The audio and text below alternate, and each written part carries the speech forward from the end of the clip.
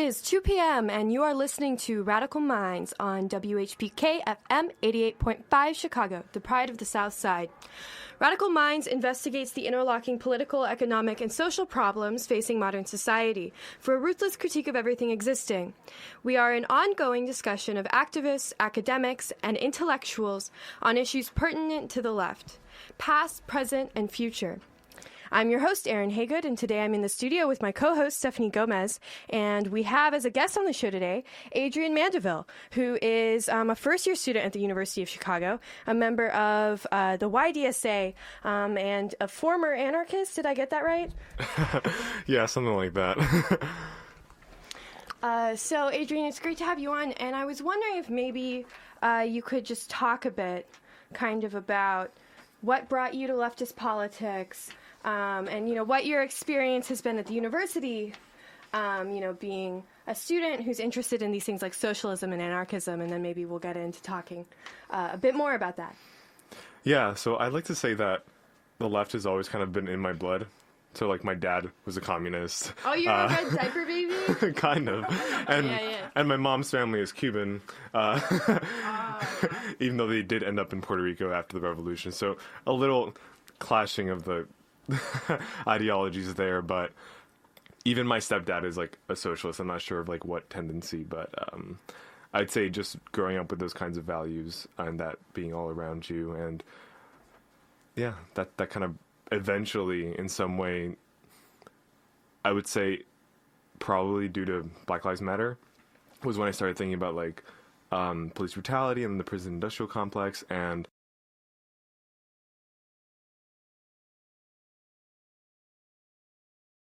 from there, it just, everything else kind of fell into place. That's really interesting because, you know, so I first kind of came to the university right when Black Lives Matter was happening. That was kind of the first set of protests and, like, student action at the university that I ever experienced was Black Lives Matter. Yeah, Stephanie, too.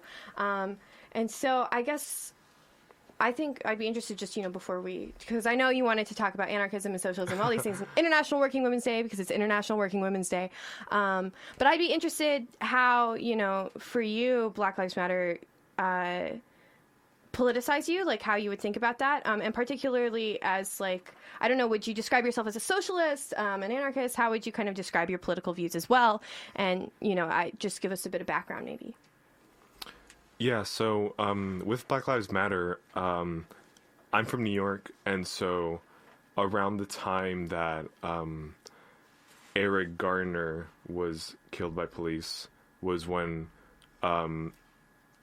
that was just something that was happening like in my city and in something, and it was very much like local news at the moment. It hadn't kind of like burst yet, with like at least in the Eric Gardner case, and it was something that a lot of people in my circle were very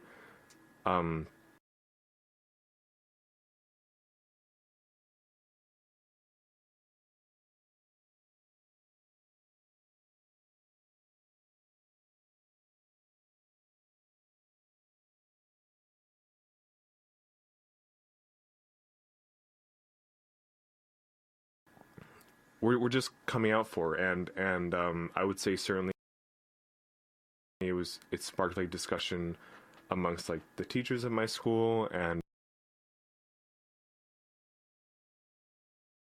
we started putting on, at least like I would say the school like made an effort to talk about like these kinds of issues of like racism today and police brutality and mass incarceration. And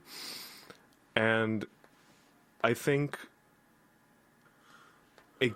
it brought me to radical tendencies because I saw, or I started asking myself, like, why does this kind of stuff happen? And how is it that we get to have, or how is it that we have a prison system that is for profit, that benefits from the kidnapping and incarceration of people? That it seemed to defy some logic to me, and it was from there that I realized that this is something that's very profitable. It's something that's very, it keeps like certain groups in control, and it's something that's just a legacy of of this country, of a long history of racism, and the same thing happening for different reasons. And from there, I realized that the kind of solutions to these things, while prison reform is a wonderful thing and police reform would be a wonderful thing, it doesn't kind of deal with these more fundamental issues. Like, I would say, like, the original sin, kind of like what Marx discusses, like the original sin of capitalism, of where these problems like even came into existence, that they'll just like show up in some other way unless that is dealt with. So maybe do you think you could talk to us about like the original sin, and specifically, I mean, you brought up Marx, so maybe how, I don't know exactly what you're thinking about there. I think it would be interesting for viewers to know, like what is this original sin you're talking about, and how do you relate that to your reading of Marx, and to the question of police brutality as a socialist? Mm-hmm. Yeah, so original sin, I would definitely, at least like when I read Capital, is this part where he talks about some of the violence that came and resulted in, say, like the institution of private property and like in that kind of thing. And at least in the context of the United States, I definitely see that at least in the establishment of colonies requires the displacement and, well, mass murder, genocide of the native population. And a colony that profits off of slave labor, that's also that kind of form of violence that, if you're not dealing with that on the most fundamental level, with that history, then that violence will manifest itself in different ways in the modern world, no matter like what kind of reforms you are able to come up with. So, for example, slavery was abolished, but in the 13th Amendment, it actually legalizes slavery as a form of punishment, and you get that with like prison labor today. So just those kinds of examples and they pop up once in a while, and it's in those vital kind of moments that you really have to wonder if like reform is a sort of viable solution when you're not dealing with these original sins. So I want to ask you a question, just to kind of put you maybe in conversation with, the generations of people who have thought about this problem before us. So speaking of Marx, Hannah Arendt once said that the Communist Manifesto was the single greatest endorsement of capitalism ever written in human history. So I guess I want to ask you, what is the relationship of socialism to capitalism, and how do you think about this question like revolution, and how do you deal with this legacy of Marx, who of course in some ways took up capital while at the same time critiquing it, right? Or do you think that Arendt's just wrong about that and that we've been handed kind of this bad Cold War reading of Marx? Well, I am finishing up my reading of Arendt for my social science class, nice. And I'm just as confused as I was when I started. So I'm sure she has a good reason, and I'm sure it's an interesting argument, but I'm not like familiar with it. Yeah. But maybe just the statement, right, that there's something to be endorsed about capital, for Marxists. Do you think there is or not? And do you think so is socialism? What is it related to capital? I'm not sure that there is an endorsement of capital, although I'd like to see like the argument for why there might be. Socialism in relation to capitalism, I think, is opposed to capitalism. And of course, like, now maybe I now see like the point. I mean, Marx in a sense doesn't like reject the kind of some of the, when Marx is in conversation with like I guess with Smith or like with like the liberal economists, it's very much in the sense of saying we're here, we're at an industrialized age, and things are, or capitalism has in a sense like brought us, or has occurred in the same historical moment as like this, and like this isn't all that bad, but and then the but is like everything we know Marx to be, I guess. And so maybe that's an endorsement or something for capitalism, but I would say socialism as like, or even like in principle is opposed. And then I guess that gets into a conversation of what is socialism. Yeah, which is, I think, where I want to take this. Because also, I think kind of your comments about the original sin, to me, they sound like actually a lot like anarchism. Like, my experience with anarchism and anarchists that I've known is kind of this argument that you have kind of this original problem, which really is the state, usually for anarchists, and that is kind of stopping humanity from, living up not only to its potential, but it's, actively oppressing things. And, this is the kind of picture that you've painted for us, really, for the founding of the United States, which I think is something that's really tendentious for Marxists, and I think people disagree, right? Because you have the one strand who will say, well, yes, this was, the United States from the beginning was genocide, it was slavery, it was all these things.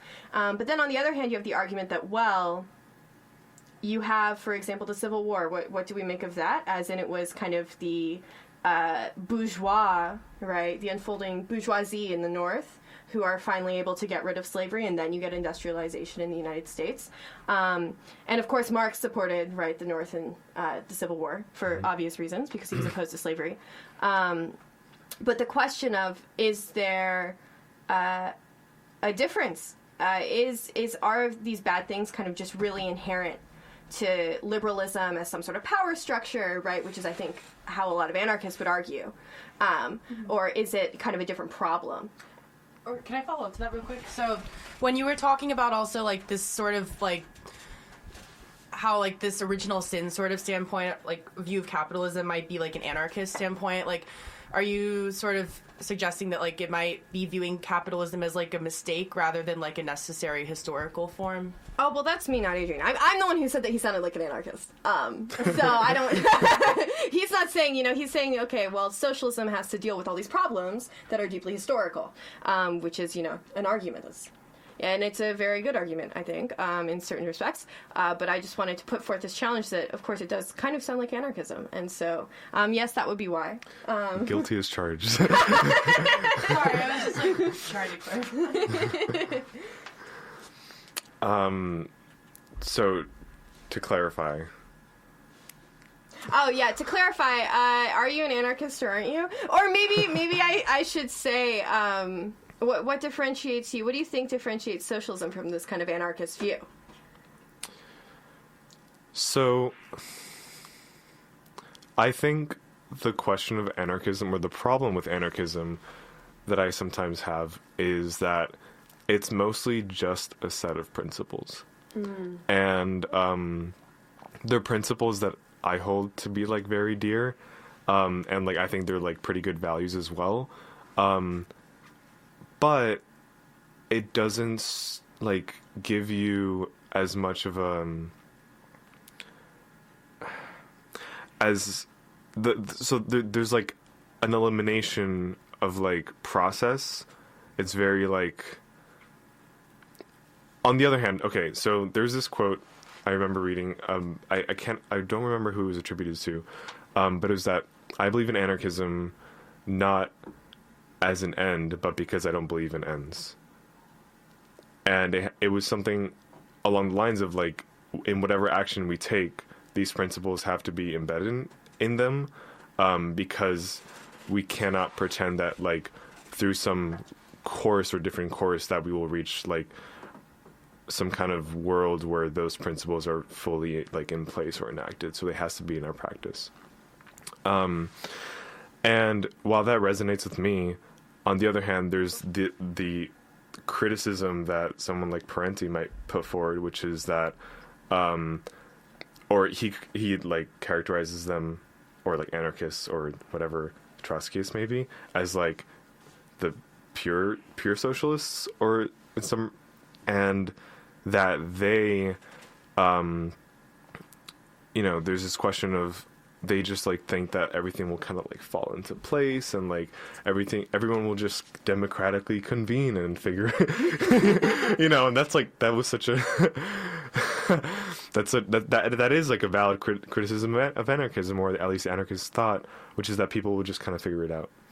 But there's not this question of like, what do you do about imperialism or bureaucracy or these very sort of logistical like questions and problems that will just come up because people, quote, will just figure it out on their own. And I think that's valid, and that's kind of what I've been confronting myself. And I don't think that either of those views are opposed to socialism.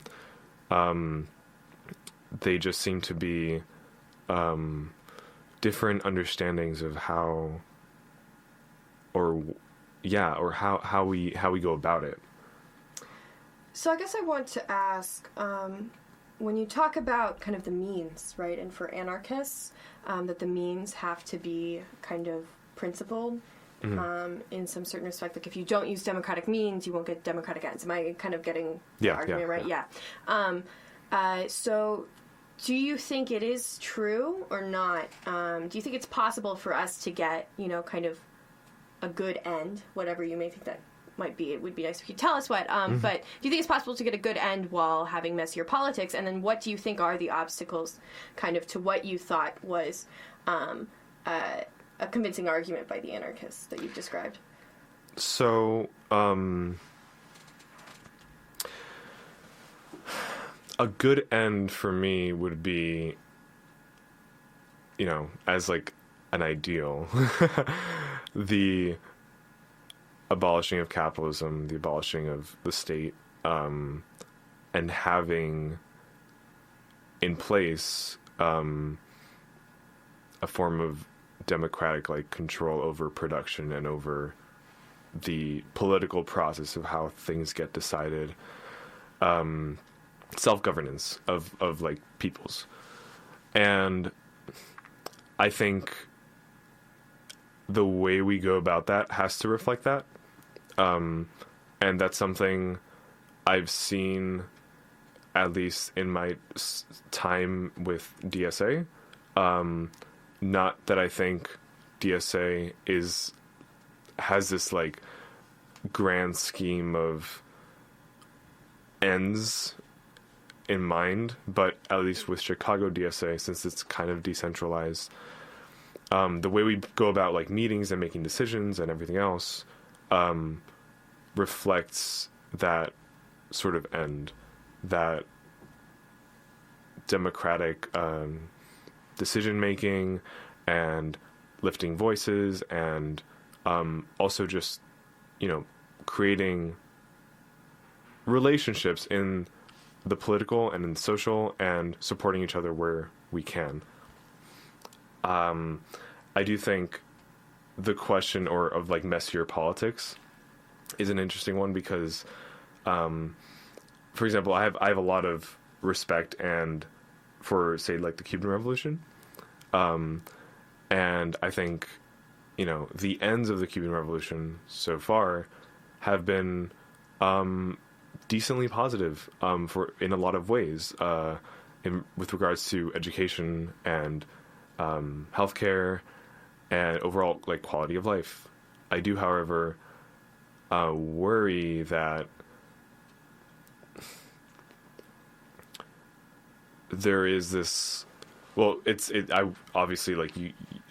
I think it's naive to call Cuba a democracy because it's not, and that does take away from the revolutionary potential going forward of a country like Cuba.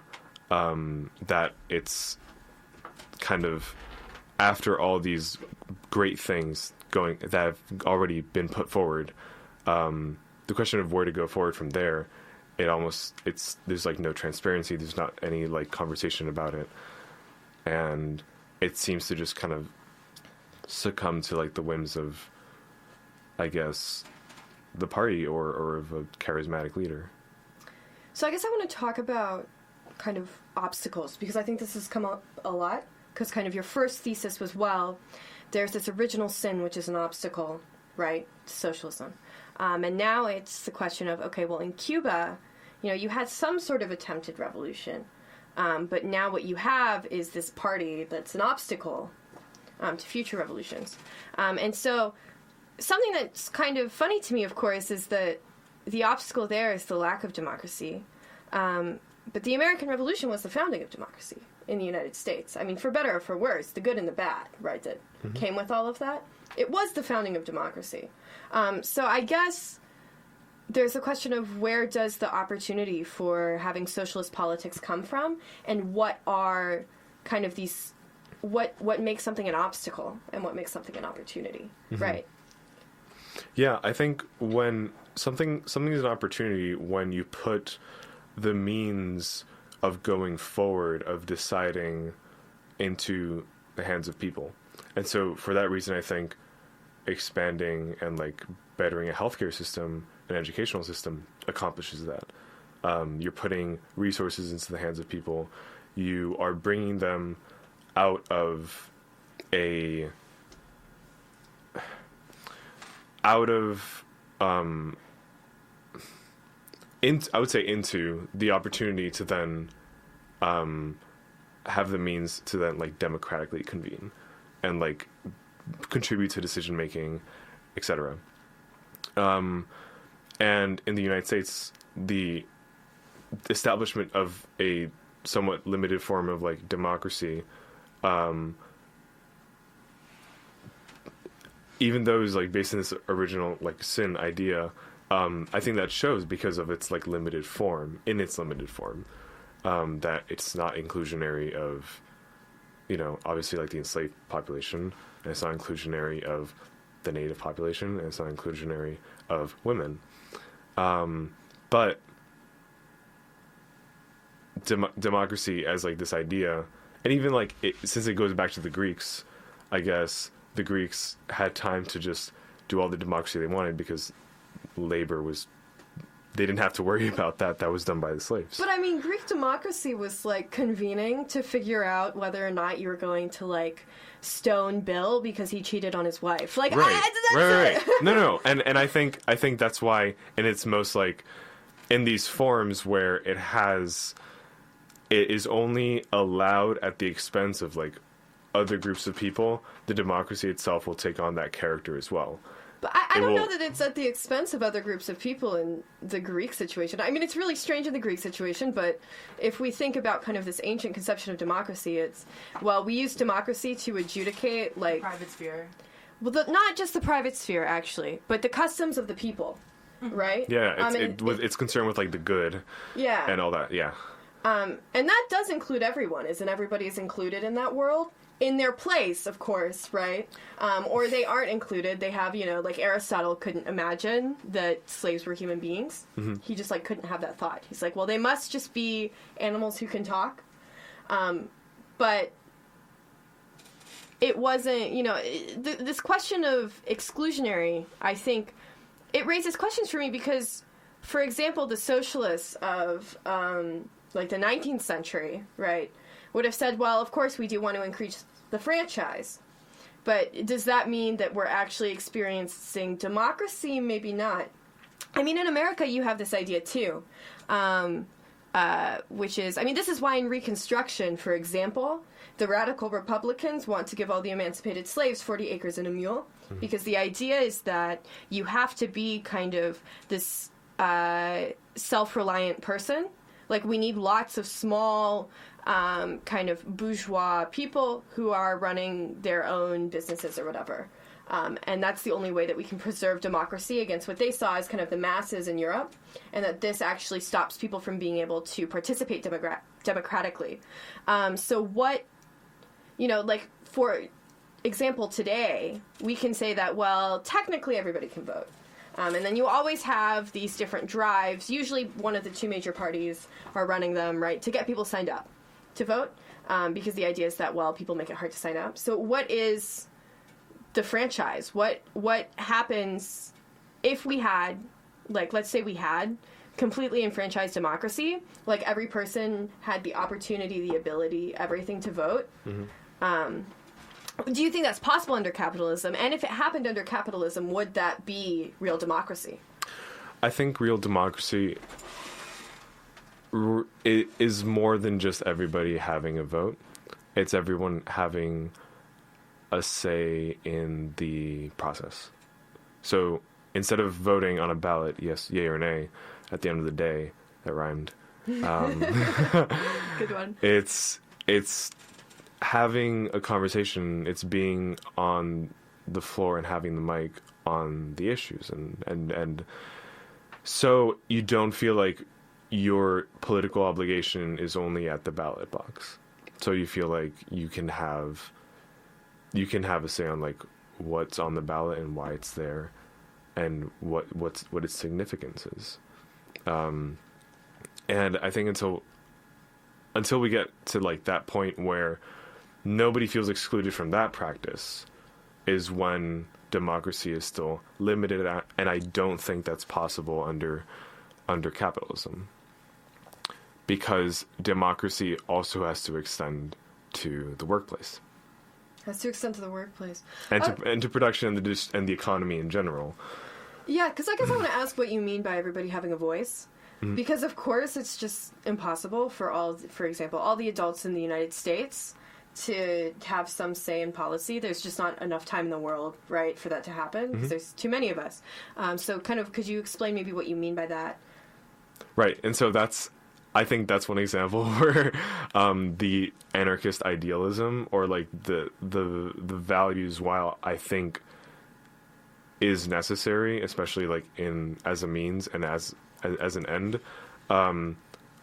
we have to like that sort of like logistical question is like people, at least like from what I've read, like say like Chomsky and Kropotkin like are not interested in that question as much, and there are like, you know, federalist models of like council, like sub councils, and then bigger councils, and they just kind of like stack up until yeah. And I don't know, but I think it will require a lot of experimentation, and I'm open to that. I don't think that's a bad thing. Okay, and so I'm just going to bring up maybe, you know, play a bit of devil's advocate here, because that's what I'm supposed to do, is my job. Cool. Which is, what about kind of all of these phenomenon in history where it seems as though people's democratic wishes have been expressed, and it hasn't turned out so well? I'm thinking of the Soviet Union, which of course was expressing the will of the proletariat, and sometimes the will of the proletariat was to like legalize gay marriage and not just legalize. I mean, first it was to legalize because they were the first to legalize gay marriage, but then to make illegal homosexuality in the Soviet Union. Or of course the most famous example, the Nazis, right, where you have the German, not just the working class, but, you know, the whole population votes for Hitler, basically. Yeah, and I think, I don't think a democracy can function when you leave out, like, all these other pieces of the puzzle, and it's just giving everyone a voice and not even a voice, giving everyone a vote on a question. Because that's not the same as giving everyone the time to do that, have that conversation and discussion, like in the political sphere. On the other hand, and that is accompanied with, you know, if you don't have a really polished and genuinely like amazing educational system that accompanies like a democracy, and you're not dealing with like the anti-Semitism and the racism in a country as part of like just general socialist practice, or like, you know, homophobia, whatever else, then, you know, the democracy, the socialism, it's already limited in its form as it is. So what do you mean by dealing with, and you brought up kind of, you know, it's like the big three, which is sexism, racism, homophobia. What do you mean by dealing with that? So if that's not already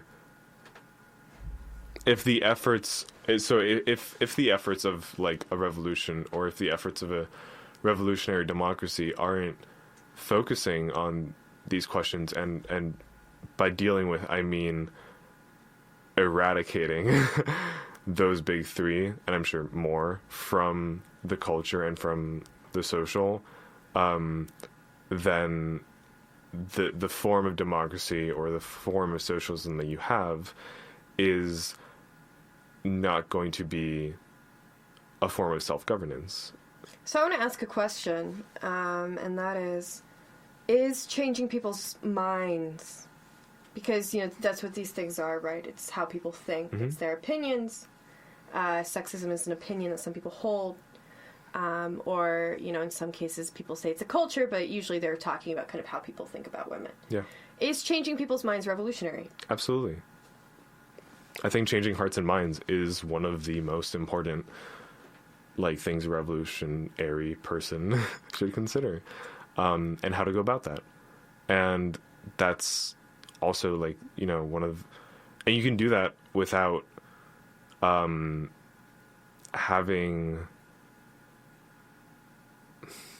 you can do that before. I don't like talking about revolution like it's a chronology. Mostly because I don't think, like, where does the revolution, like, start and stop? Like, that question, I don't think it really does that. I think certainly. So, for example, like, if you are following, like, a Marxist tradition and you see a state power, that's not when a revolution starts, and that's certainly not when it stops. It, like, continues, it follows through, and if you're not constantly, like, changing and, like, working with the tool you've just acquired, then it's no longer revolutionary. And so I certainly think the changing of hearts and minds is something that can be done or can be undertaken without, like, organizing, like, a revolutionary vanguard, or having a party, or to me, I think movements in a sense, or, like, in our contemporary sense, are, like, a little limiting, but I think in terms of addressing or changing hearts and minds, they can sometimes be very powerful. But I do think that they're just limiting, because I also think that by changing conditions, you change the general, or, like, some consciousness that comes from conditions. And so changing hearts and minds in our current, I would say, in our current, like, system, what we have to work with, is possible but very limiting. Whereas if you're working under, like, revolutionary systems where you're changing conditions, where you're making conditions in order to make sexism, racism, homophobia, anything else impossible to be apparent in the society, I think that's, like, part of the undertaking. So maybe let's talk about International Working Women's Day. Sure. Because, so actually, when I asked Adrian to be on the show, he kind of suggested it, and I hadn't thought about it, but now I actually want to bring it up. Because, so International Working Women's Day was a holiday declared by, I think, the Second International Socialists. Yeah. Does that have something to do with the Paris Commune? I think it has to do with the Russian Revolution. Well, I know that. So like international, 1905, right? Is that when it was established? Oh, maybe it was established in 1905. That would make sense. And then in 1917, the February Revolution, right? So the first part of the Russian Revolution was launched on International Working Women's Day. So today is March 6th. March 8th. It's March 8th. But in the old Russian calendar, it's a little bit in February. So that's why it's the February Revolution. But certainly. International Working Women's Day, right, was able to kind of set off this revolutionary movement, not only to end Tsarism, but eventually, for socialism as well. It was kind of about that. And it wasn't really about ending sexism. That's the thing, is they just kind of jumped straight to socialism. And certainly it didn't end sexism in Russia. I mean, I think we can say that in, 1917, Russia is, it's a large country, lots of countryside, but in the cities too. There's there's plenty of, any sort of horrid opinion that you think somebody can have of a woman. Somebody in Russia probably held it, right? And yet that didn't seem to kind of be on their minds. Do you think that was a mistake? Do you think that we need... So is it kind of, it's the chicken and the egg question. I know you say you don't want to make a chronology, right, of revolution, but do we have to wait until there's no more racist, sexist, homophobic bigots before we can have the revolution? And if so, will the revolution ever come? No, absolutely. I think it's revolutionary to attempt to eradicate these things, and especially I don't think it's necessarily an oversight for of the Russian women for not having addressed sexism, because I think in a struggle for socialism, you are struggling for the liberation of women, and you are struggling by virtue of that against sexism, and I think at least nowadays what you see in movements like the Women's March that started pretty much just out of the Trump phenomena, is this kind of isolationary case of where the problems that have been around for I don't know how long are only now being turned out and protested because there's Trump and he's a sexist, even though the conditions that allow for that just kind of foster that sexism have existed for a very long time. And I think it's the job of any person who considers themselves to be a revolutionary socialist to, when confronting the question of sexism or racism or homophobia, asking where it comes from and dealing with that, and not just and really questioning and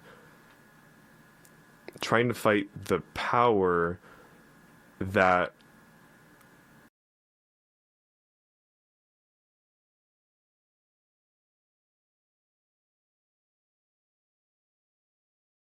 creates that kind of culture and mentality to begin with. Go ahead. Well, I hope this isn't falling back too much on the chicken and the egg question, but just sort of a flip side to consider is when I think of the possibility of overcoming these three major social evils racism, sexism, homophobia, I think of that as sort of a problem of the organization of society that we exist under. And when we think of revolution as a sort of complete overthrow and rebuilding of the organization of society, do you think that it's possible to sort of change the minds of people prior to reorganizing society as a whole? Do you think that that's something that would come about after revolution? And so if you think that has to happen before the revolution or during the revolution, why do you think that is? Why do you think that those changes in society are revolutionary, and how do you think that's possible? I think, I'll be honest, I'm not too optimistic that you can change the minds of people who are already deeply just racist or deeply sexist or deeply homophobic, and certainly not unless you're as you said dealing with the structures, or at least the way society is currently organized. That if you have a society that's organized that profits off of the incarceration of black people, then you're not gonna. There's no way you can eradicate racism from your society. Right, it's a problem of social cooperation. Right, and so as long as you're profiting off of say something like the incarceration of black people, or as long as there's any subjugation of a group of people for the very functioning of society, then those how do I put it? That those mentalities and that will not go anywhere. Mm-hmm. And so that's where a lot of the discourse around prison abolition comes from, is in dealing with this kind of question, or in eradicating borders to deal with xenophobia and a lot of the original sin of colonialism, at least in the context of the U.S. And so I think it's part of the revolutionary process to reorganize society so that these kinds of things are it's impossible for them to manifest themselves on the scale that we're seeing. Because obviously, like, I think prejudice, whether or not you can get rid of prejudice in its entirety is, I think, not so much the question. It's like whether or not, like, the kind of like churning out of these ideas and this culture is just going to stop in any form under the conditions we currently have. And I think the answer is no, that's just not going to happen. So if you were going to organize for socialism, and of course through the YDSA, that's kind of what you're aiming to do, wouldn't you have to organize these people? Wouldn't you have to organize somebody who perhaps thinks, that Donald Trump's jokes are funny? Right? I mean, that's a significant portion of the American population. You're talking about wanting a revolution in the United States. Wouldn't you have to be able to organize these people? Well, I think there's a difference between...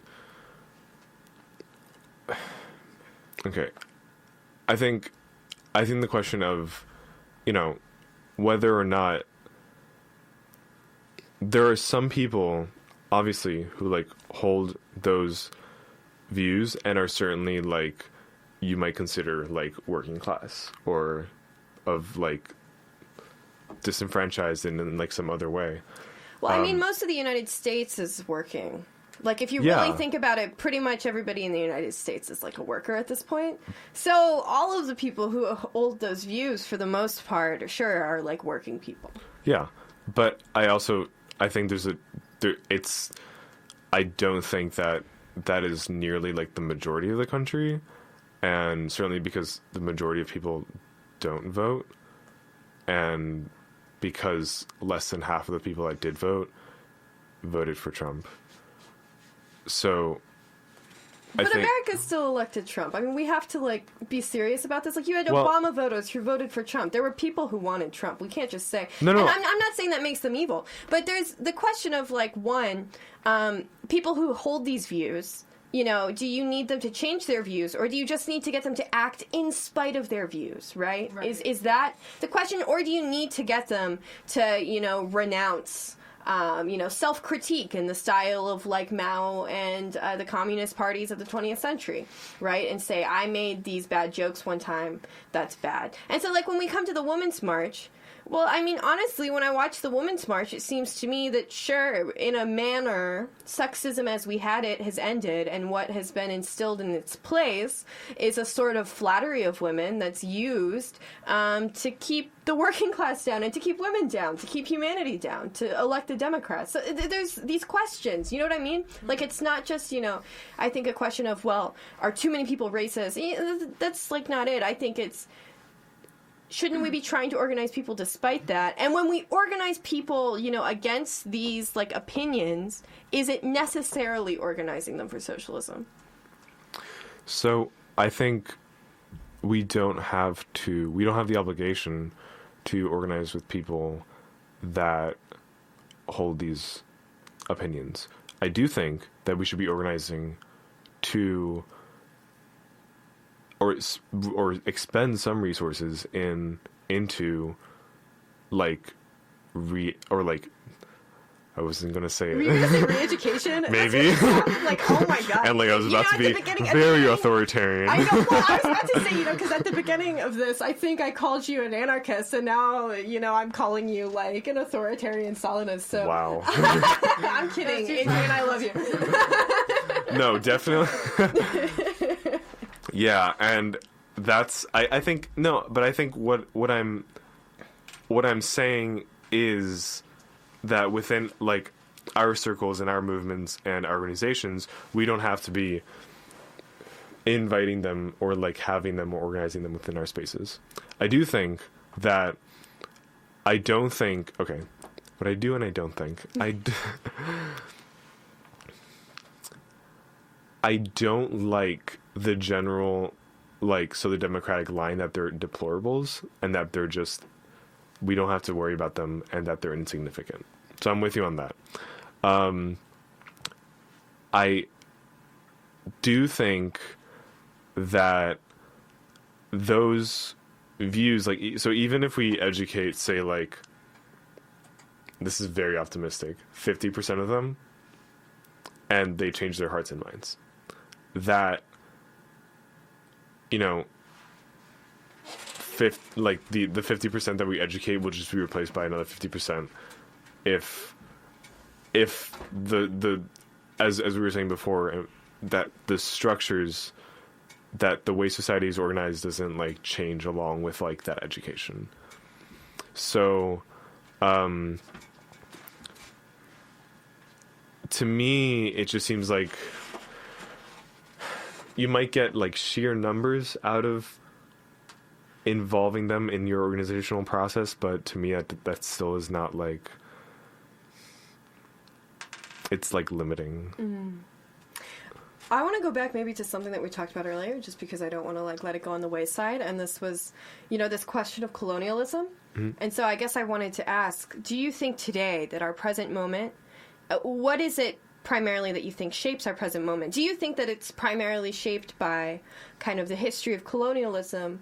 Do you think it's shaped by, you know, kind of the history of the American Revolution? Or maybe, you know, some people would argue the failure of Reconstruction, or capitalism, right? Because capitalism is it the same as colonialism or not?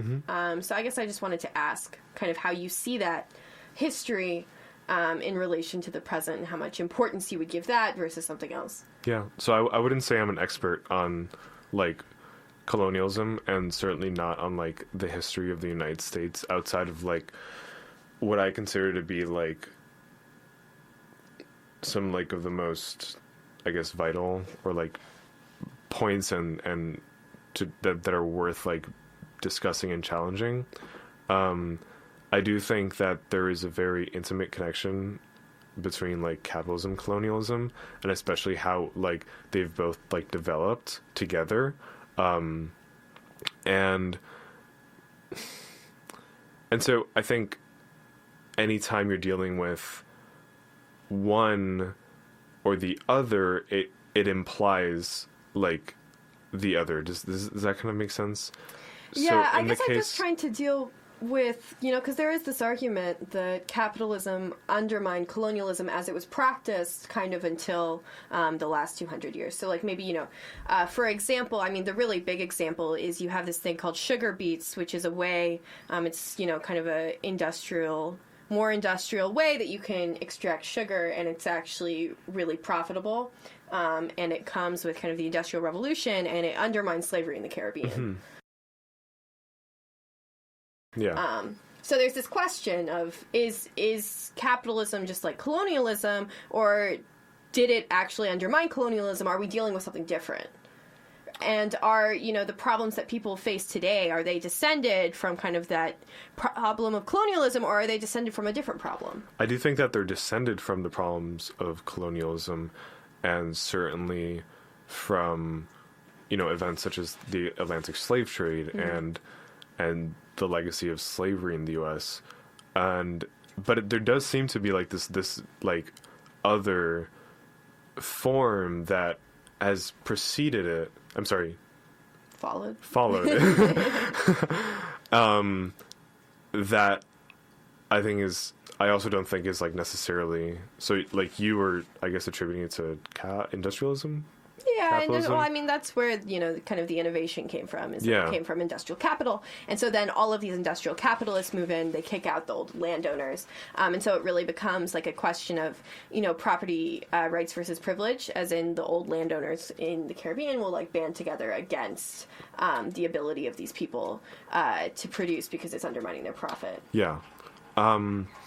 Which I think it's just I guess it kind of goes back to this conversation of like original sin, that the new is simply a legacy of colonialism, and in fact, like, just the wealth that, you know, was accumulated during a period of time that then boomed into like some kind of industrialization, into some sort of capitalism as we know it, or not as we know it today, because it's different today, but that we're somewhat familiar with for a long period of time, is only made possible after the history of colonialism, which is also kind of like the case today, that all like the wealth that we have today is a result or is a product of the industrial age of capitalism, and the hands that it's in, and the people that continue to benefit from it continue to be the same class. Is it the same class? See, because I do want to ask this, because you have, I mean, if we talk about today, I mean, you know, who are the people who have wealth? It's not like the old aristocracy. It's not the old, you know, slave owners. You do have, I mean, I'm sure there are some of those families that have continued to have some sort of wealth, but when you think about like the real capitalist giants, I mean, there's just, you know, it's hardly related, or it seems hardly related, right? I mean, if you ask somebody at Amazon, you know, why they're being exploited by their Amazon boss, they're not going to say, well, he had all this money because of like the history of American colonialism. Like, nobody's going to say that, right? And to an extent, this history seems, or the way that colonialism is kind of being used, seems really disconnected from people's like practical experience. So how would you connect those things, or what's your argument, kind of? I think my argument, actually, if I can relate it more so, I would say to this question of, or I guess like, I would say borders, mainly because I think borders are a legacy of, at least the borders of the U.S. are a legacy of colonialism, and certainly of like the disregard of Native people in this country, and I'm not only talking about the natives that were killed in the expansion westward